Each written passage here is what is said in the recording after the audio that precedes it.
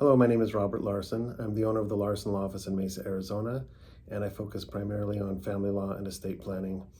And a lot of times people ask me what the difference is between a legal separation and a divorce. And so these are typically people who believe that they're headed toward divorce, but they want to know if a legal separation might be a viable alternative.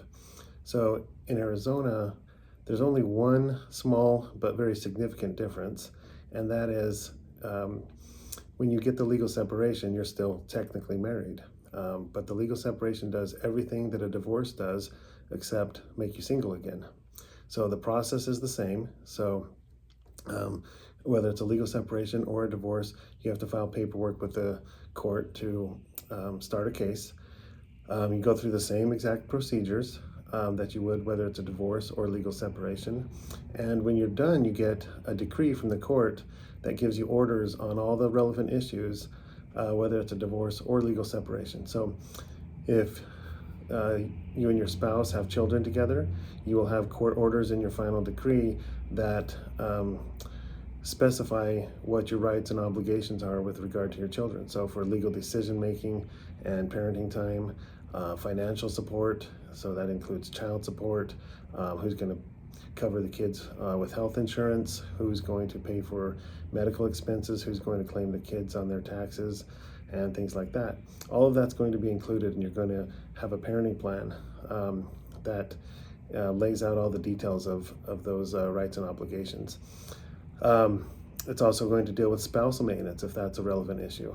It's also going to divide your property and your debts so that you'll know, you'll have a court order that says your assets are going to be divided a certain way and your debts are going to be divided a certain way. You may have to sell your home if you have one. You may have to divide your retirement if you have that. And so basically when it comes to property and debts, it's going to do everything that a divorce does. The only difference is that final order in a divorce says you're no longer married, and obviously you'd be free to get married to someone else again in the future or whatever you like. A legal separation, you're still technically married, but you've done everything else except technically get divorced. And so usually if people decide to do that, it's usually because one of two things. One, they might have religious or cultural beliefs that make them not want to get divorced, even though they want to be separated and have some rules in place for that. And then the second reason, which I think is the most common reason, is that one spouse is getting health insurance from the other spouse, usually from an employer, and they don't want to lose that health insurance, especially if they have a medical condition that requires constant medical care or something significant coming up in the future. A lot of times people want to stay on their spouse's health insurance policy. And if you get divorced, then by law, the insurance company has to drop you from that policy, and you have to get your own health insurance from that point on. So a lot of times people will decide to do that. I shouldn't say a lot of times, but when people get a legal separation, a lot of times that's the reason.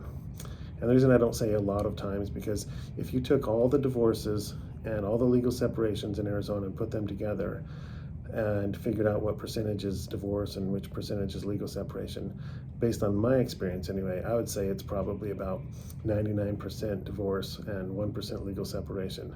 And to the extent that I'm wrong on that, I'm probably underestimating the divorces. It's probably more like 99.9% or something like that. Legal separation is pretty rare, but it can be done. A couple things to remember about legal separation is it requires that both spouses agree to it. So with a divorce in Arizona, it only takes one spouse to say they want a divorce and they'll be able to get it. And they don't really have to have a reason. They just have to say they don't want to be married anymore, and that's reason enough.